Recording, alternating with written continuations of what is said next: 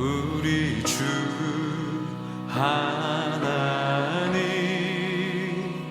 큰 영광과 존귀를 받기에 합당하시 지금 여기 계신 하나님 온 천지 만물을 지으시고 다스리는 큰 권능과 능력으로 주의 말씀 이루시리.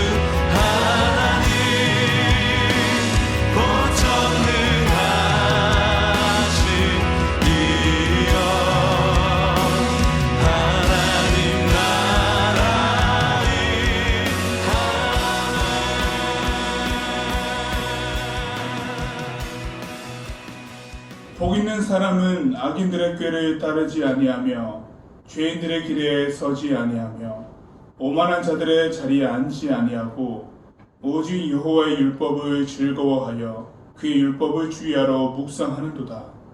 무릇 의인들의 길은 여호와께서 인정하시나 악인들의 길은 망하리로다. 아멘. 거룩한 주일, 하나님께 예배하는 모든 자리가 복된 자리요 의인들이 가는 길임을 고백합니다. 오늘 산성교회 고등부가 하나님의 이름을 높여드리고 하나님을 기억하여 각자 있는 처소에서 하나님을 예배합니다. 그 모든 예배함을 통하여서 하나님 영광 받으시고 예배하는 모든 자들의 그 모든 삶의 길이 하나님께서 이끄시는 거룩한 길이 될 수 있도록 성령께서 은혜를 더하여 주십시오. 감사합니다. 예수님의 이름으로 기원드립니다. 아멘.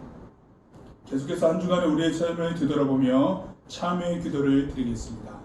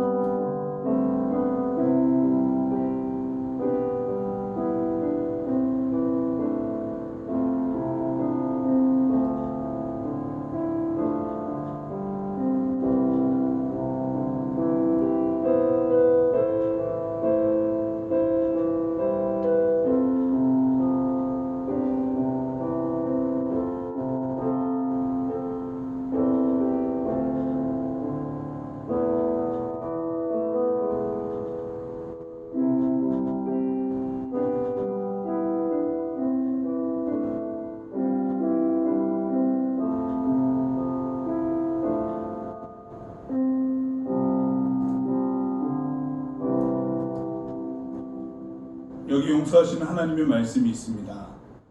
내 이름으로 일컫는 내 백성이 그들의 악한 길에서 떠나 스스로 낮추고 기도하여 내 얼굴을 찾으면 내가 하늘에서 듣고 그들의 죄를 사하고 그들의 땅을 고칠지라.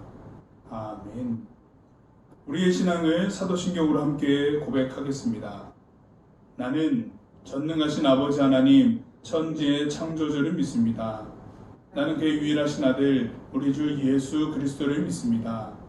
그는 성령으로 잉태되어 동정녀 마리아에게서 나시고 본디오 빌라도에게 고난을 받아 십자가에 못 박혀 죽으시고 장사된 지 사흘 만에 죽은 자 가운데서 다시 살아나셨으며 하늘에 오르시어 전능하신 아버지 하나님 우편에 앉아 계시다가 거기로부터 살아있는 자와 죽은 자를 심판하러 오십니다.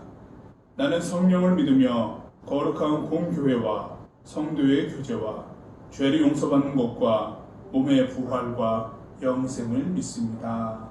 아멘. 우리 함께 봉헌하겠습니다.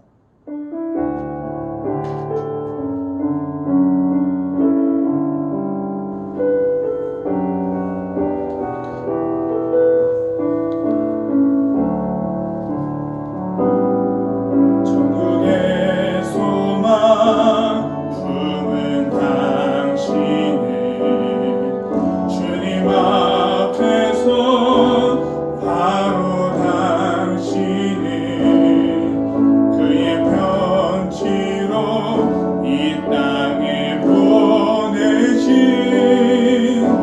주의 손과 발 잡은 예수 우리의 손은 예수님의 손 우리의 얼굴 바로 주님 얼굴 우리의 소유 모두 주님의 것 이웃을 위해 맡기셨네.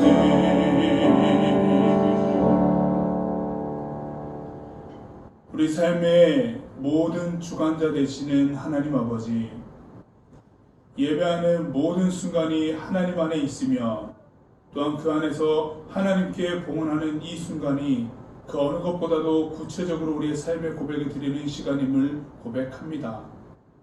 우리 삶에는 참 필요한 것들이 많고 그 필요한 것의 가장 기초적인 것이 되는 이 물질을 하나님께 떼어서 드릴 수 있음은 나의 삶이 하나님께 속해 있음을 고백하는 그 어느 것보다 우리들의 깊은 신앙의 모습들입니다.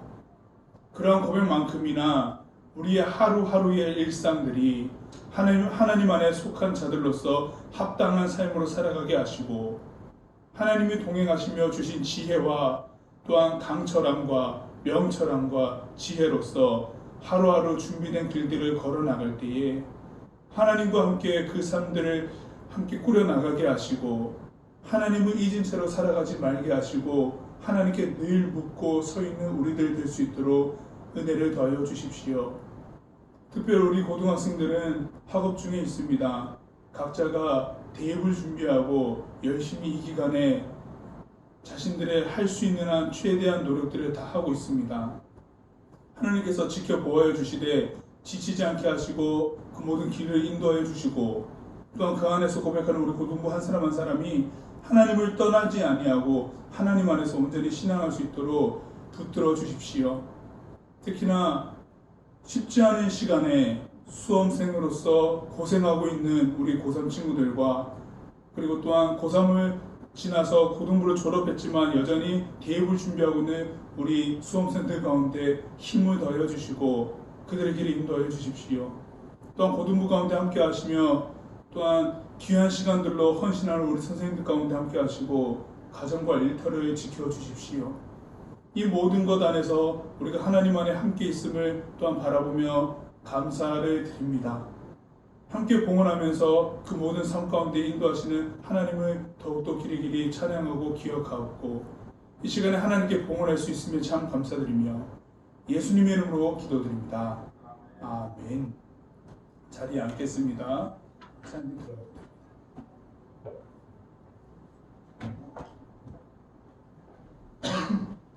교회 소식 전하겠습니다. 오늘은 1517년 10월 31일에 시작되었던, 그리고 그 시작 이래로 503주년이 되는 종교개혁 기념주일입니다. 그리고 이 주일에는 우리가 이제 기독교 역사 가운데서 하나님 안에서 우리가 어떻게 살아내야 될지에 대한 수많은 고민들과 고백들을 함께 되뇌이면서 예배하는 시간입니다.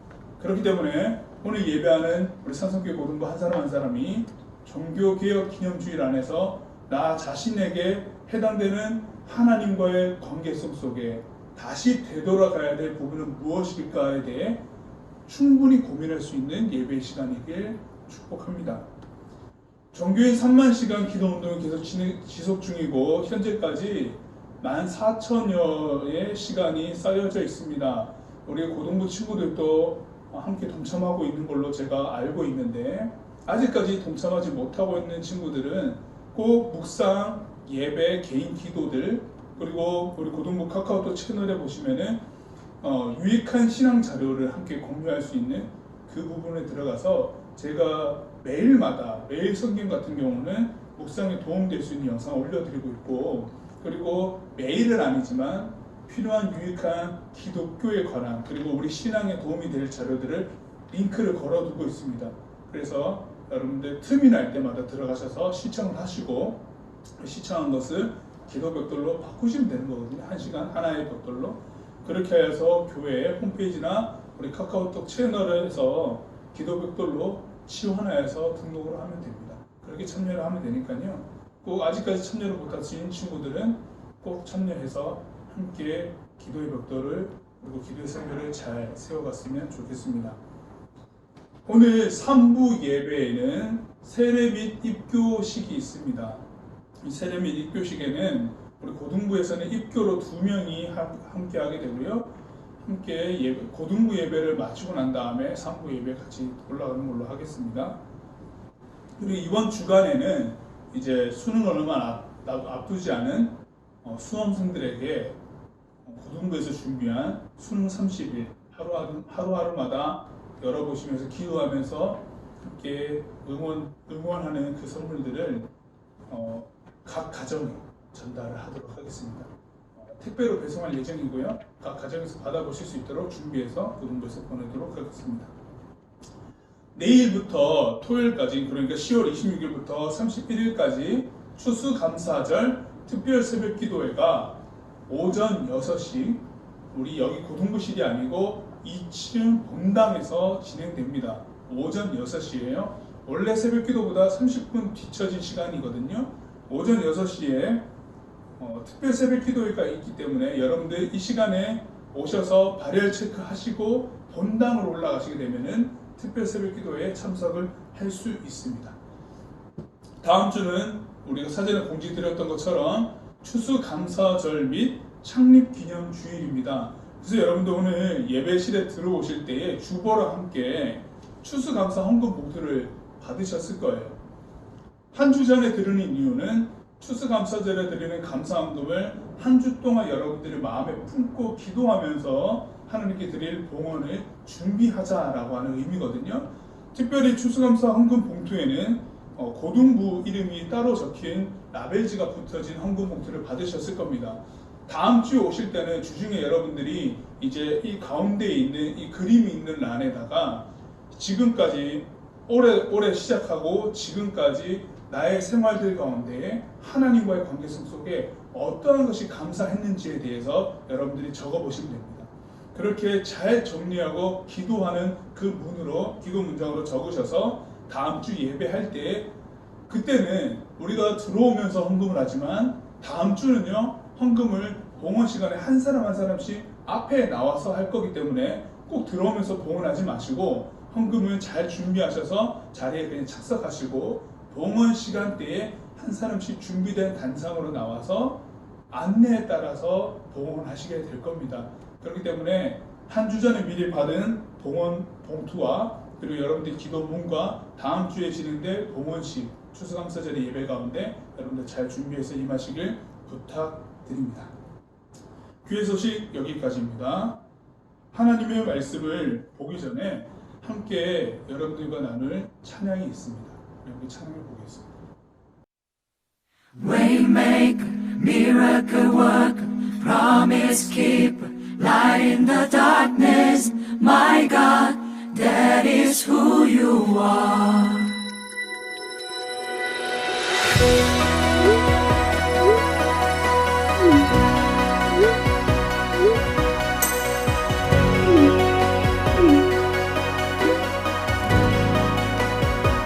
주 여기 운행하시네 주 경배해 주 경배해 주 여기 역사하시네 주 경배해 주 경배해 주는 세계를 만드시는 분 큰 기적을 행하시는 분 그는 우리 하나님 주는 약속을 지키시는 분 어둠 속을 밝히시는 빛 그는 우리 하나님 주리 난 만지네 주 경배해 주 경배해 주리 치유하시네 주 경배해 주 경배해 주는 세기를 만드시는 큰 기적을 행하시는 분 그는 우리 하나님 주는 약속을 지키시는 분 어둠 속을 밝히시는 빛 그는 우리 하나님 그는 하나님 그는 하나님 그는 하나님 그는 하나님 그는 하나님 그는 하나님 그는 하나님 그는 하나님 Even when I don't see it, you're working. Even when I don't feel it, you're working. You never stop, you never stop working. You never stop, you never stop working. 왜 진리의 빛 어디든 함께 어둠을게 믿고 따르네 영원하게 영원하게 영원하게 왜 진리의 빛 어디든 함께 어둠을게 믿고 따르네 영원하게 영원하게 영원하게 주의 일하신 Never ending story 주의 일하신 말씀 지금까지 세상은 변해가는 변함없이 함께하시네 Never ending story Never ending story 주의 일하신 볼 수 없어도 주의 일하신 말 수 없어도 주는 결코 멈추지 않네 주는 결코 멈추지 않네 세계를 만드시는 그 기적 행하시는 분 그는 우리 하나님 약속 지키시는 어둠 속에 밝히시는 그는 우리 하나님 주의 일하신 볼수 없어 주의 일하신 알 수 없어 주는 결코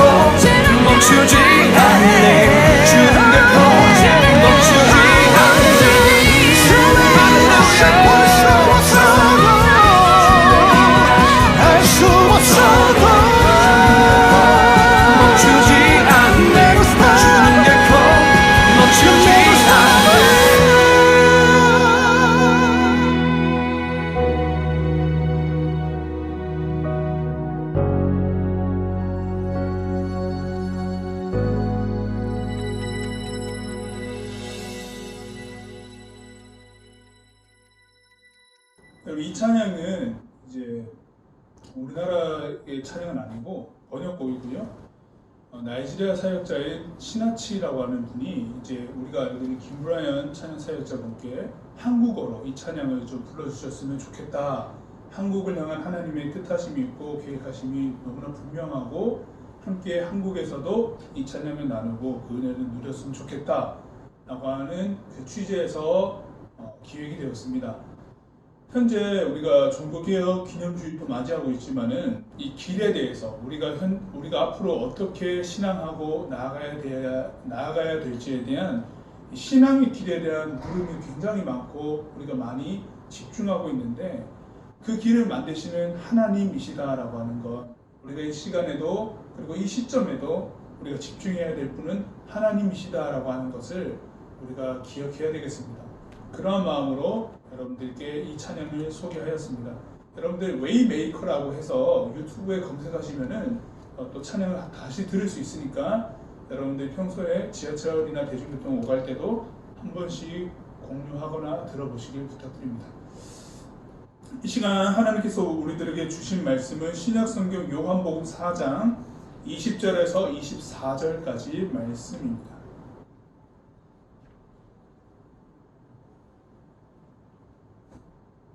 신약성경 요한복음 4장 20절에서 24절까지 말씀입니다. 오늘 말씀을 길지 않기 때문에 여러분들과 천천히 함께 읽도록 하겠습니다. 함께 봉독하겠습니다.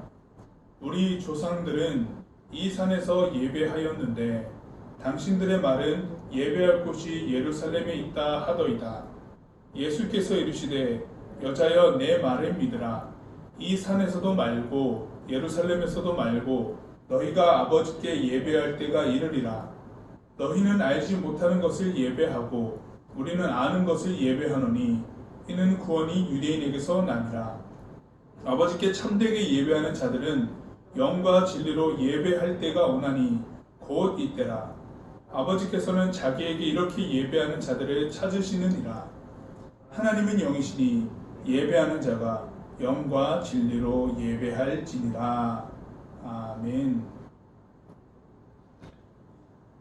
여러분들과 함께 오늘 나눌 말씀은 우리가 비대면 상황이었을 때에 제가 한번 다뤘던 본문 말씀입니다. 그 본문 말씀의 내용 중에 여러분들 앞에 서론적인 부분들은 다 제하고 여러분들과 핵심적으로 좀 나눠봤으면 하는 말씀드리기 때문에 그 구절 자체를 다시 한번 가져왔습니다. 오늘 설교 제목은 변화하는 세상에서 하나님의 길을 묻다. 일반 신자들은 그 이야기하는 것만 듣기만 할 수 있었던, 그래서 성직자가 얘기해주지 않으면 하나님 말씀 들을 수가 없었던 이상한 시대였어요. 그런 상황에서 순환되지 않고 고립되어지고 상하탑이 높아져가면서 부패하니까 서민들은 구분할 수 있는, 구별해낼 수 있는 지적 능력이 없는 겁니다. 하나님의 말씀 모르니까요. 하나님의 말씀이 이렇다라고 하니까 도무지 방법이 없는 거예요. 그 95개조 방법문 안에, 그리고 그 안에 들어있는 정신은요, 이미 이전부터 인문학이 발달되어져 오면서 하나님의 말씀을 서민들 가운데 퍼져나가면서 이미 준비되어져 가고 있는 상황이었거든요. 그 상황에 하나님의 말씀을 내가 다른 사람들을 통해서 들은 바가 있는데 저런 내용이 내가 들은 하나님의 말씀을 통해서 인식한 하나님은 저런 하나님이 아니셨는데? 라고 하는 인식들이 퍼져나가기 시작한 거예요. 두루두루 퍼져나가면서 마틴 루터가 딱 시작하고 나니까 그게 아주 기름에 불을 붙인 격이 되어버립니다. 활활 타오르기 시작해서 사람들이 들고 일어나기 시작을 했죠. 그것을 외칠 때 이제 우리가 바뀌어야 됩니다. 우리는 하나님께 다시 돌아가야 됩니다. 라고 하는 그런 중요한 기치들을 내세우기 시작을 했는데 마틴은 얘기합니다. 우리는 오직 이 구원에 관한 문제, 특히 구원에 관한 문제는 인간의 어떤 수단이나 방법과 어떤 단계적인 어떤 놓여져 있는 것들, 특히나 면죄부 이런 것들을 통해서 우리의 구원의 문제가 해결되는 것이 아니고 오직 구원의 문제는 하나님께 있는 것입니다. 그리고 오직 우리의 구원은 어떻게 됩니까? 예수 그리스도를 믿음으로 가능하죠. 그래서 나왔던 외침이 솔라 피데라고 하는 겁니다. 오직 믿음으로 라고 하는 말을 외쳤어요. 솔라 피데. 그리고 이 믿음의 기반이 될 수 있는 것이 뭘까요? 하나님의 말씀이죠. 솔라 스크립추라라고 했습니다. 오직 하나님의 말씀. 그리고 오직 하나님의 말씀을 우리가 되뇌이면서 살아낼 수 있는 것은 하나님의 은혜죠. 오직 은혜라고 해서 솔라 그라치아라고 했습니다. 그리고 이 모든 것, 이 세 가지의 이 우리의 신앙의 계약함을 통해서 우리가 할 수 있는 것은 오직 하나님께 영광이 됩니다라고 해서 솔리데오 글로리아라고 했잖고요. 이 모든 일을 하나님 앞에서 해갑니다라고 해서 코람 데오라는 말을 썼습니다. 이 모든 말이 여러분들 종교개혁 때에 나온 말이에요. 이 모든 말에 여러 단어들이 있고 슬로건이 있지만 이게 하나로 모아집니다. 하나님 앞에서라고 하는 거죠. 하나님 앞에서. 하나님 앞에서 신분의 높낮이가 어디 있어요? 하나님 앞에서 하나님의 말씀을 읽을 수 있는 자, 읽을 수 없는 자가 어디 있습니까? 하나님의 말씀은 모두가 읽어야 되는 것이고 모두가 읽고 하나님을 알고 흠양하고 숭상하고 섬기고 경배하고 이 모든 일들이 우리 모두가 편만하게 두루편만하게 하나님을 예배할 수 있다는 거예요. 그래서 여기에서 나온 가치 중에 하나가 하나님 앞에서 모든 이들은 평등하다. 거기서 나온 것 중에 하나가 우리 모두는 다 왕같은 제사장들입니다. 거룩한 나라입니다. 라고 하는 이야기들을 펼치기 시작했죠. 성직자의 특별한 권한으로 하나님과 이 일반 신자들 가운데 중보격 역할로 있으면서 우리를 억압하거나 아니면은 통제했던 것들이 아니라 우리 각각 개인은 하나님께 나아갈 수 있는 자들입니다. 라고 하는 것. 이게요, 예수님께서 이 땅에 오셔서 활동하실 당시에 늘 외쳤던, 주후 1세기 때 외쳤던 말씀이셨는데, 그게 시간이 지나면서 변질되어 가고 이상하게 바뀌어져 갔던 거죠. 그게 다시 예수님께서 복음을 전하셨을 때 그 핵심적인 것으로 돌아간 겁니다. 다시 돌아간 거예요. 교회의 그런 부패들을 바로잡고자 했던 겁니다.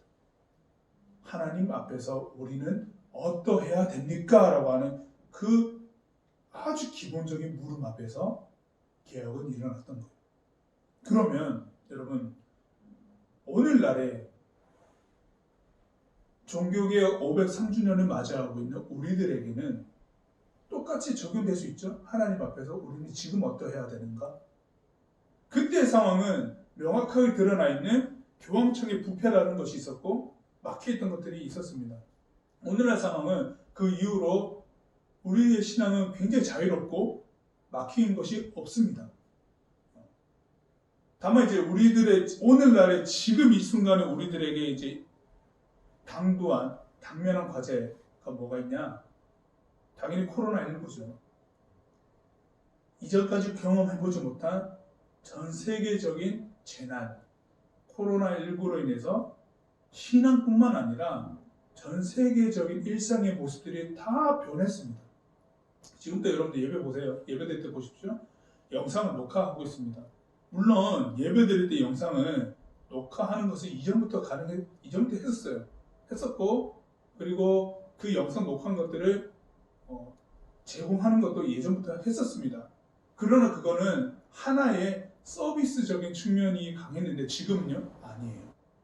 현장에 나와서 예배드리기 힘들어하는 분들을 위한 이제는 기본적으로 챙겨야 될 부분, 이전에는 찍어도 영상을 촬영을 해서 공유해도 되고 안 해도 되고 이런 부분이었으나 지금은 필수 요소가 되어버렸어요. 비대면이라고 하는 것, 언택트 시대의 온택트라고 하는 것이 굉장히 중요하게 여겨지게 되는 시대가 되었죠. 그래서 오늘 우리가 처한 위기는요, 이전까지 경험해보지 못한 전혀 새로운 일들입니다. 아직까지 여전히 정리되고 있는 부분들도 있겠지만은 앞으로 우리가 어떻게 나가야 될지에 대한 여러 학자들 이야기와 책들이 많이 쏟아지고 있거든요. 교회도 우리는 어떻게 예배해야 될 것인가에 대해서 여전히 고민하고 있고 크게 도전받고 있는 중입니다. 여기에서 우리들이 고민해야 될 부분들, 아직 여전히 고민되고 있고 여전히 의문적인 부분들이 오늘 다뤄지게 될 주제입니다. 뭐냐? 우리가 코로나를 경험하면서 이전에는 아예 없었던 예배 형식이 나타났죠. 대면이냐? 비대면이냐? 여러분들도 지난주 전부터는 꽤 긴 시간 동안 온라인으로 예배를 드리셨죠. 가정에서, 여러분이 있는 그곳에서. 그걸 비대면 예배랍니다. 만나지 않은 상황에서. 비대면 예배. 그리고 이렇게 현장 예배실에 나와서 예배하는 것을 대면 예배라고 하는데, 이게요, 처음에는 하나의 어떤 수단으로, 모일 수가 없으니까 하나의 수단으로 여겨졌던 것이 이제는 예배의 명확한 두 가지 형태로 바뀌었습니다. 선택할 수 있게 된 거예요.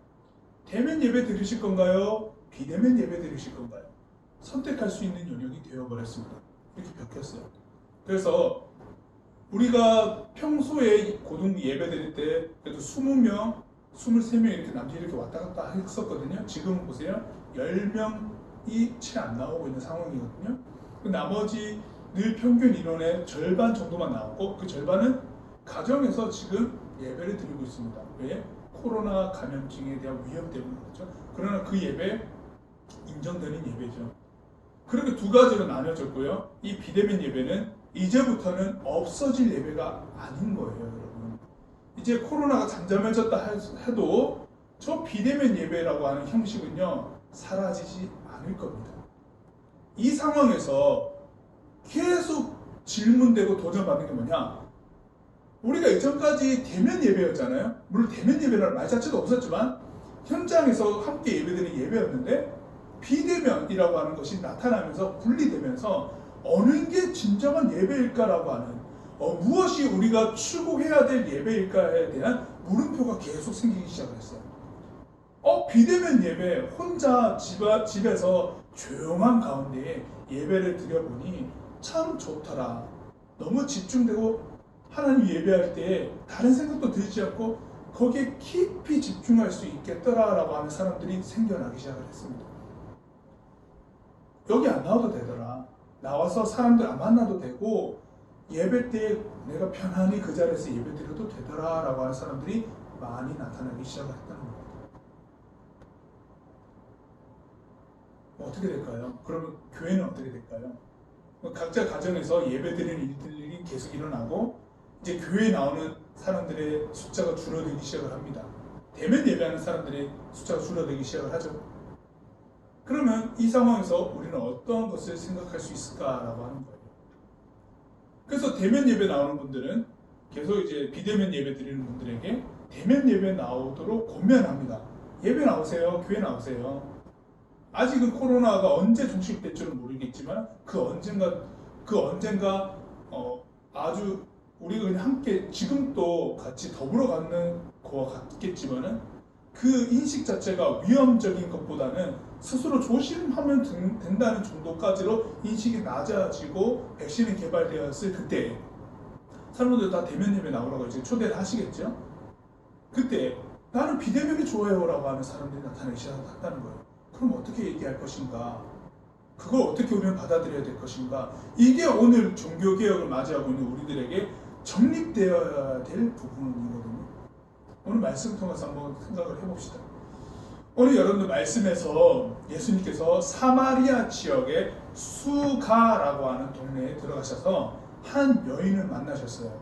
그 여인이 예수님 그 전에 대화를 생략하고요. 예수님께 이런 질문을 했습니다.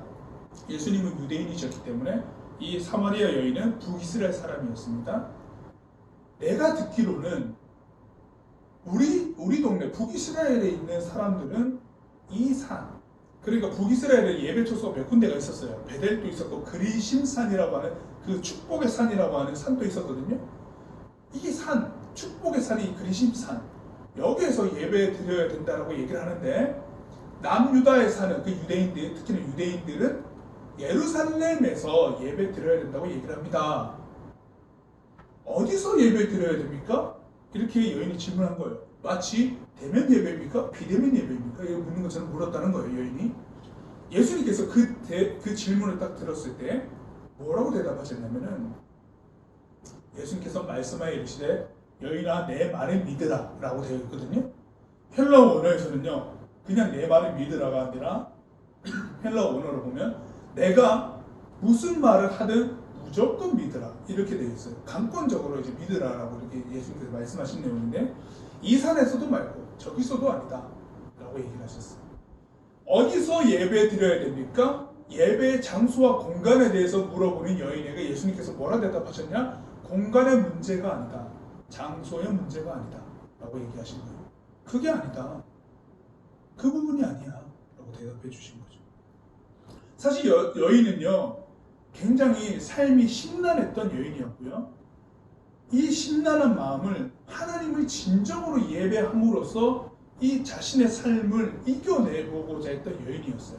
즉, 예배 초소에 대해서 물어본 것도 내가 진정으로 예배할 곳이 어딜까요? 라고 하는 거거든요. 이 답답한 마음, 내 지금 말도 안 되는 이 삶의 영역에서 하나님을 붙잡고 살고 싶은데 내가 정말 마음을 다해서 예배할 곳이 도대체 어딥니까? 라고 하는 사실 하소연이고 탄원이에요. 여기저기 예배 초소가 널려 있는데 나는 어떻게 예배해야 돼요? 라고 하는 질문이었거든요.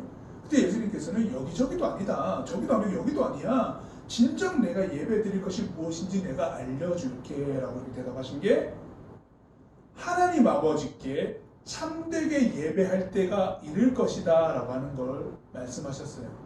아버지께 예배할 때가 이른다 라고 여러분 오늘 읽은 말씀의 내용이에요. 아버지께 예배할 때가 이를 것이다 라고 말씀하실 때에 그 내용 자체가 무엇을 포함하는지 아세요 여러분? 이제까지 하나님께 예배드린 적이 없다라는 표현입니다. 헬라어 원어에 강한 부정이 담겨져 있습니다. 아버지께 참되게 예배할 때가 이를 것이다 라고 하는 말은 이제까지 예배드렸던 특히나 구약시대에 예배드렸던 그 예배는 하나님께 예배드린 것이 아니다 라고 예수님께서 말씀하셨습니다. 너무 충격적이죠. 하나님께 예배드리는 게 아니었습니다 라고 예수님께서 그렇게 말씀하셨어요. 구약을 봅시다. 구약시대에 여러분 우리가 잘 아는 솔로몬 왕 알죠? 이스라엘의 3대 왕인 솔로몬 왕이 성전을 지었습니다. 그 성전을 지었고 그리고 그것을 제1성전이라고 얘기를 했습니다. 그리고 이스라엘이 바벨론 제국에 의해서 멸망하게 되고 포로로 잡혀갔을 때 그 1성전이 무너집니다. 그리고 바벨론 포로로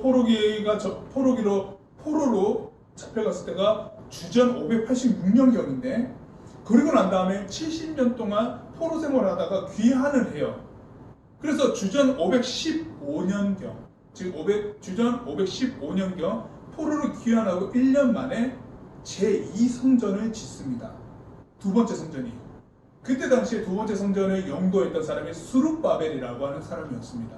성경 기록에. 그 사람 제2성전을 지었어요. 1성전보다 좀 작은 규모로 2성전을 지었습니다. 근데 2성전을 짓고도 이제 이것을 유지를 잘 하지 못해서 무너지진 않았어요. 명맥은 유지하고 있었고 그러나 이 성전에서 예배드리는 것을 소홀히 했습니다. 그러고 난 다음에 예수님께서 오시기 전에 주전 200년경부터 이 예배 성전을 헤롯이라고 하는 사람이 다시 강화하기 시작을 해서 넓힙니다. 성전터를 넓혀서 예수님께서 활동하신 그 당시에는 스룹바벨이 지은 제2성전이 헤롯 왕으로 인하여서 좀 더 확장되어진 그 성전에서 예수님을 바라보고 예수님 활동하실 당시에는 그 성전이 있었습니다. 그래서 그것을 헤롯 성전이라고 얘기했어요. 헤롯 왕이 보수했기 때문에. 근데 이 제2성전 또 어떻게 됐냐? 주후 70년경에 로마의 티투스라고 하는 장군에 의해서 무너집니다. 즉 오늘날까지 남아있는 것은 통곡의 벽이라고 하는 그 잔여물만 남아있었죠. 성전이 역사적으로 두 번 있었거든요. 그 두 번의 성전은 어떻게 됩니까? 다 무너졌습니다. 성전이 뭐였냐면 이스라엘의 예배드릴 처소였습니다. 처소. 그래서 사람들은 성전을 향해서 예배드릴 그 성전에 모였습니다. 여기까지 괜찮아요. 그럼 문제는 뭔지 아십니까? 솔로몬이 성전을 짓고 난 다음에 이제 사람들이 그렇게 변질되어져 가고, 즉 성전에 모여서 예배 드리는 것, 이제 성전을 향해서 예배 드리는 것이 진정한 하나님 예배 드리는 것으로 남지 않고, 이제 이전에 그때 당시에 있었던 헬라 문화권에 마치 다른 신전과도 같이 성전이 동급시 되어져 있을 그때예요. 그러니까 성전은 하나님이 예배하기 위해서 모이는 곳이었으나, 신전이라고 하는 것, 즉 그리스 로마 신에 있을 때 신전이라고 하는 것은 신전 자체가 신이었잖아요. 신전이 신격화되어 있었습니다. 그래서 그 신전이 굉장히 거룩한 곳이었고, 그 신전만 가는 것만으로도 신을 만나는 것이었고, 사실 그 신전 자체가 신이었어요. 건물이 신이었던 거죠. 그런데 솔로몬이 성전을 처음 짓고 난 다음에 이 성전을 하나님께 봉헌할 때, 드릴 때 뭐라고 기도했냐면은 이런 말씀이 있습니다. 열왕기상 8장 27절에서 29절 말씀인데요. 솔로몬이 이런 말을 했어요. 하나님이 참으로 땅에 거하시리까 하늘과 하늘의 하늘이라도 주를 용납하지 못하겠거든 하물며 내가 건축한 이 성전이오리까. 그러나 내 하나님 여호와여, 주의 종의 기도와 간구를 돌아보시며 이 종이 오늘 주 앞에서 부르짖음과 비는 기도를 들으시옵소서. 주께서 전에 말씀하시기를 내 이름이 거기 있으리라 하신 곳 이 성전을 향하여 주의 눈이 주야로 보시오며 주의 종이 이곳을 향하여 비는 기도를 들으시옵소서. 무슨 말이냐면요, 이 성전은 하나님께서 계실 곳은 아닙니다. 하늘의 하늘, 그 위에 하늘이라도 하나님의 능히 감당할 수 없습니다. 그런 하나님께서 이 성전에 계시겠습니까? 그러나 이 성전을 향하여서 기도를 하거든 주목하여는 주십시오. 이렇게 얘기를 했어요. 그 솔로몬이. 하나님 이 성전에 계셔주세요가 아니고요. 하나님은 온 우주의 하나님이시기 때문에 이 명확한 작은 공간 안에 갇혀 계실 분이 아니시죠. 그리고 영이시기 때문에 어떠한 시공간을 초월하시는 분이에요. 어떤 명확한 장소와 그 지역에 갇혀 계실 분이 아닙니다. 솔로몬이 성전을 짓고 난 다음에 명확하게 그것을 알았어요. 성전은 하나님이 예배하는 통로다 라고 명확히 알고 있었습니다. 그래서 이곳에 모여서 하나님께 기도할 때 하나님 집중해 주시고 바라봐 주세요 라고 이렇게 간청을 했어요. 그런데 초기에는 괜찮았어요. 그런데 이게 어떻게 바로 변질됐냐면 성전 자체가 하나님이 되어버렸습니다. 성전 자체가요 하나님이 되었어요. 이게 무슨 말인 줄 아세요? 하나님은 명확히 계시는데 성전을 향하여서 하나님을 찾아야 되는 건데, 성전 자체가 하나님이 되다 보니까 성전에 오기만 하면 된다라고 여긴 거예요. 성전에 오기만 하면 된다라고 여긴 거예요. 성전에서 아무것도 안 해도 되지만 성전에 오는 것 자체로 하나님을 뵙는 거다라고 생각했단 말이에요. 그 안에서 내가 어떻게 예배드리냐 상관없이 성전에만 오면 된다라고 여겼던 거예요. 여러분 이 미묘함을 아십니까? 성전에서부터 시작을 하는 건데 성전에 오면 끝이다라고 여긴 거라니까요. 예수님이 이걸 예배하지 않았다라고 얘기하신 거예요. 지금 예배하지 않았다. 성전에서부터 시작을 하는 건데 성전에 왔다고 끝나는 거예요. 거기서부터 이제 나의 삶을 뒤돌아보고 하나님께 예배할 나의 삶을 정비하는 건데 그게 아니었다는 겁니다. 그러한 성전이 무너지게 되는 거죠. 하나님이 원하시지 않은 것입니다. 두 번째 성전도 똑같았습니다. 성전이 지으면 그렇게 변질되는 겁니다. 그래서 예수님께서 오셔서는 그 성전이 3일 만에 무너질 것이다. 그러니까 성전이 무너진 것을 재건할 것에 대해서 얘기하신 것이 아니라 사람들이 하도 성전을 지으면 성전 자체만으로 하나님을 여기니까 하나님을 안 찾고 성전 미묘한 그 속임수에 스스로를 팔아버리기 때문에 하나님을 안 찾고 거룩하다고 구별되었다고 생각하는 그곳에만 나와서 머물러 있는 것만으로도 된다라고 생각했기 때문에 아예 그 성전을 없애버리시고 예수님 스스로가 성전이 되시죠. 복음서에 보시면은 그때 당시 유대인들 대제사장들이 이해하지도 못한 참담한 이야기라고 했지만 예수님께서 본인 스스로를 이끌어서 내가 성전으로 세워질 것이다 라고 이렇게 말씀하시거든요. 저 성전 눈에 보이는 예루살렘 성전은 무너질 것이요 새로운 새 성전이 세워질 것인데 3일 만에 세워질 것이다 라고 얘기한 것은 예수님 자신을 가리켜서 하신 말씀이거든요. 예수님께서 십자가에 못 박혀 죽으시고 3일 만에 부활하십니다. 그 예수님 스스로를 가리키셔서 성전이다 얘기하셨고, 성전이 하나님이 예배하는 중요한 통로라고 얘기했죠. 예수님이 성전 되시면서 어떻게 말씀하십니까? 내가 하나님께 나아가는 길이다, 문이다, 이렇게 말씀해 주셨어요. 그럼 어떻게 될까요? 예수님을 추구해야 되는 거예요. 이제 예수님을 통하여서 하나님을 예배할 수 있다라고 하는 거죠. 성전이 더 이상 아닌 거예요. 성전을 세워놓았더니 성전을 하나님 양 신격화해서 하나님을 찾지 않으니 하나님이신 예수님이 스스로 성전 되셔서 나를 통해서 예배해 하고 하나님을 찾을 수 있게끔 성전을 찾는 것과 예수님 찾는 것 동격시키는 겁니다. 하나님이신 예수님이 성전 되셔서 우리들에게 오신 거죠. 그래서 예수님을 통하여서 예배합니다. 그러면서 예수님께서 여인에게 한 말이, 참되게 예배할 때가 이르는데 그때가 언제냐? 이때다. 무슨 말이냐? 사마리아 여인이 예수님을 만났잖아요. 그 만난 그때다라고 얘기를 하신 거예요. 여인이 예수님 만난 그때처럼 하나님을 진정, 아버지를 진정 예배할 것은 이때다. 예수님과 예배하는 자가 만나는 그때, 이때다, 시작되었다 라고 설명해 주신 거예요. 그러면서 무슨 말씀하셨냐? 우리 잘 아는 말이죠. 우리 4장 24절, 하나님을 예배하는 자는 영과 진리로 예배할지니라 라고 되어 있습니다. 영은 성령이고요, 진리는 예수님을 가리키지만 성령과 예수님을 통해서 예배할 수 있다라고 하는 걸로 이렇게 말씀하셨지만, 이 진리라고 하는 이 헬라어가요, 다른 뜻으로 진정성이라고 하는 뜻을 갖고 있거든요. 진정으로, 즉 내 마음을 다 내어놓고 진정한 마음, 정말 집중해서 하나님을 간절히 원하는 그 마음으로 예배를 해야 된다라고 하는 거예요. 건물 안에 머물러 있는 것이 아니죠. 더 이상 그 예배를 시작하면서 내 마음을 다 내어놓고 하나님을 찾는 예배, 이 얘기를 하신 겁니다. 이 예배가 이제 시작이 된다라고, 이게 바로 하나님께서 찾으시는 예배다라고 말씀을 하는 겁니다. 더 이상 그러니까 건물에 치우쳐질 게 전혀 아니에요. 건물이 화려해질 이유가 전혀 없어요. 건물에 우리의 모든 생각을 투입할 이유가 전혀 없습니다. 그걸 폐하셨어요. 그게 아니에요. 예배는 진정으로 하나님을 찾고자 하는 것에서 시작하는 거거든요. 그게 예배의 시작입니다. 그게 통로로서 우리들에게 주어진 것에서부터 시작하는 예배가 되는 겁니다. 그래서 이러한 맥락에서 보면 대면 예배든 비대면 예배든 상관이 없는 겁니다. 어느 곳에서든 내가 진정으로 예배할 수만 있다면 그 예배는 하나님께서 인정하는 거룩한 예배가 됩니다. 근데 다만 우리가 명확하게 우리 스스로를 뒤돌아봐야 될 것은 뭐냐?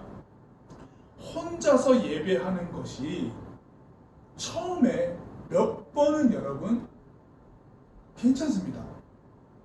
그런데 우리는 익숙한 것에 너무 익숙해지죠. 어떻게 될까요? 그것이 반복되면 어떻게 될 겁니까? 아무도 지켜보지 않은 그 상황, 어느 누구도 나의 그 신앙의 모습들을 함께 교훈해 줄 수도 없는 그 상황, 나 혼자 그거 비대면 예배 드릴 때, 자, 여러분들의 경험만 봐도 한번 보세요. 처음에는 신선했어요. 혼자 드린 예배 너무 좋았어요. 시간이 지나면 어떻게 됩니까? 지켜내기가 힘듭니다. 왜? 내가 늘 다르게 여러 가지 복합적인 행동을 하는 그 가정, 그 공간이니까, 만약에 여러분들 스스로가 거룩하게 구별하고 어느 한 공간에 지정해서 그곳에서는 난 정말 예배만 드릴게라고 하는 거룩한 구별된 공간을 마련해 놓고 있으면 모르겠어요. 그런데 그렇지 않은 경우가 대부분이죠. 부모님과 싸우는 그 장소, 밥을 먹다가 욕을 하던 그 장소, 막 이렇게 막 몸소리 치고 막 여러 가지 행동이 다 결합된 그 장소에서 예배 시간이 돼서 예배 드린다라고 했을 때 과연 그 장소가 구별된 장소로서 예배에 집중할 수 있는 장소가 될 것인가? 사실은요, 그게 어려운 부분이거든요. 그래서 우리가 뭘 원하냐면은 예배 드리고자 구별된 장소를 그래서 찾아요. 이 장소에 와서 예배 드리는 것을, 예배 드릴 때 무엇보다도 내 어떤 나의 일상 속에서 하나님이 예배하는 것도 있겠지만은 무엇보다 하나님께 거룩하게 구별된 시간 동안 예배 드릴 수 있는 그 마음의 준비와 내 행동과 그 모든 준비를 이룰 수 있는 그 장소는 우리가 필요하거든요. 그리고 무엇보다 이 나와서 공동체 안에서 예배 드리는 것은요, 나의 모습을 다시 새롭게 볼 수 있게 되거든요. 타인이라고 하는 존재는 나를 볼 수 있는 거울과도 같아요. 사람이 자신의 모습을 성찰하지 않고서는 내가 어디에 있는지를 모릅니다. 자기 성찰이 없는 사람은 곧 사회 안에서 함께 더불어가는 세상에서 그 사람과 사람과의 모든 이야기들 속에 바르게 살 수는 없어요. 사람, 인간이라고 하는 한문 자체가 우리들에게 주지하고 있는 바, 우리는 사람과 더불어 살아가죠. 예배도요, 개인적으로 드릴 수는 있습니다. 그러나 그것은 분명한 한계가 있습니다. 물론 그 예배 가운데 내가 진정으로 드릴 수 있으면 그 예배 하나님께서 인정하는 예배 맞죠. 그러나 우리의 연약성을 한번 보십시오. 그 예배가 우리에게 얼마나 지속될 수 있는가. 그렇기 때문에 상황상 비대면 예배를 드릴 수는 있으나 상황이 허락되면은 언제나 공동체 예배로 나와야 되는 것이 합당해요. 대면 예배나 비대면 예배나 모든 것이 다 참된 예배입니다. 그러나 거기에 변수는 뭐냐? 우리의 연약성이라고 하는 것이 변수입니다. 그렇기 때문에 비대면 예배도 오케이, 대면 예배도 오케이나 비대면 예배는 한계성이 분명히 있습니다. 우리가 경험해봐도 알잖아요.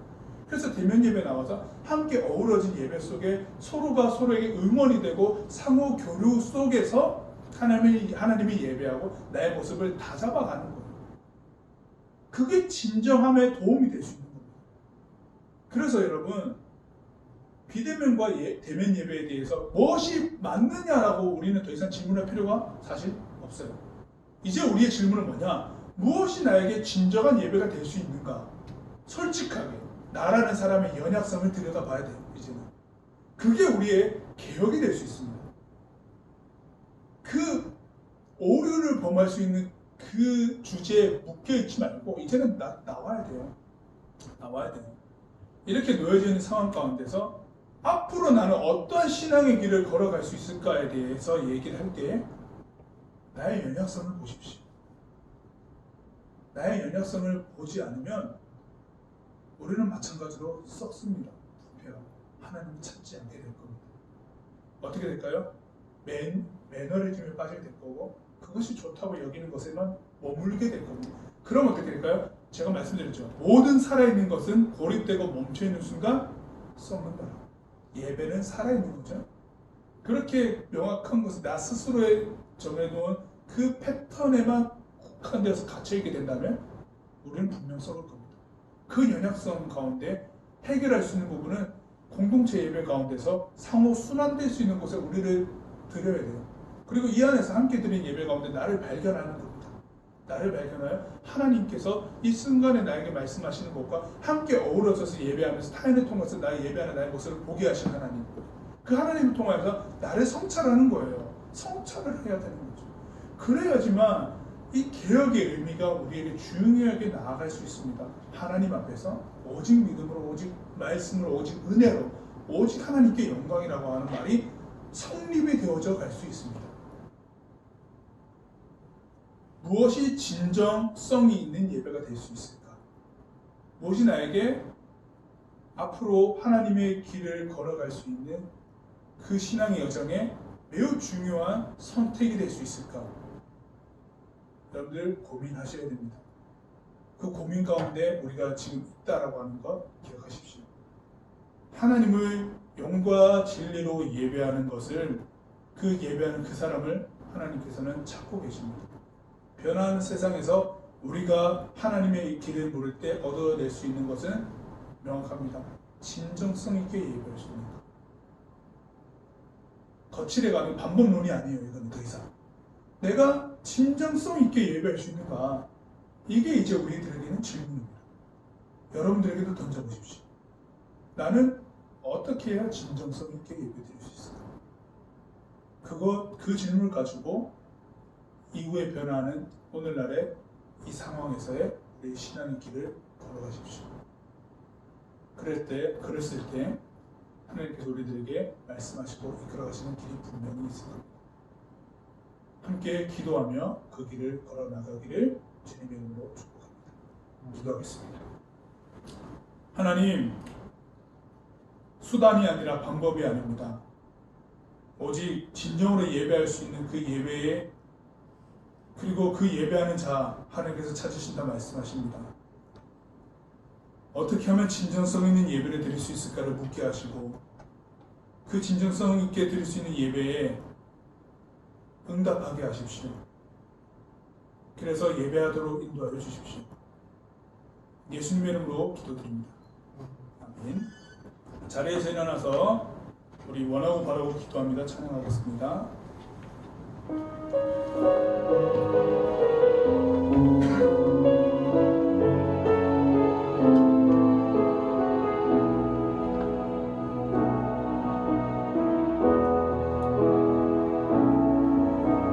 이 세상을 살아가는 동안에 나의 힘을 의지할 수 없으니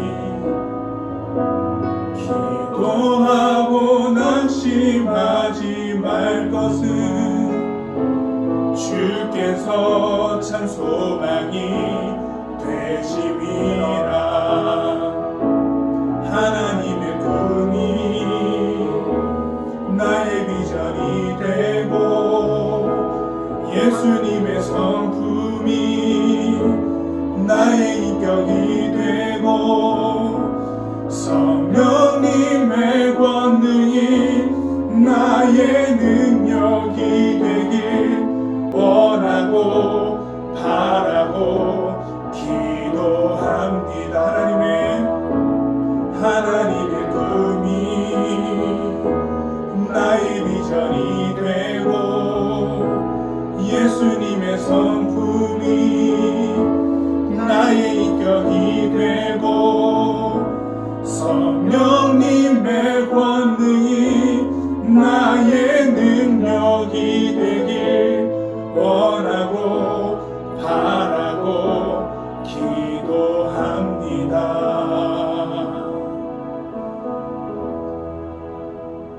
지금은 막힌 담을 허시고 길과 진리 되신 우리 주 예수 그리스도의 은혜와 그 다음 없는 하나님의 사랑과 정의와 공의를 이루시는 성령님의 역사하심이 하나님을 진정으로 예배하고자 다짐하고 나의 신앙의 모습을 성찰하기를 소망하는 예배하는 산성교회 고등부 한 사람 한 사람 모든 일상 가운데에 영원까지 함께 하시기를 간절히 축원하옵나이다.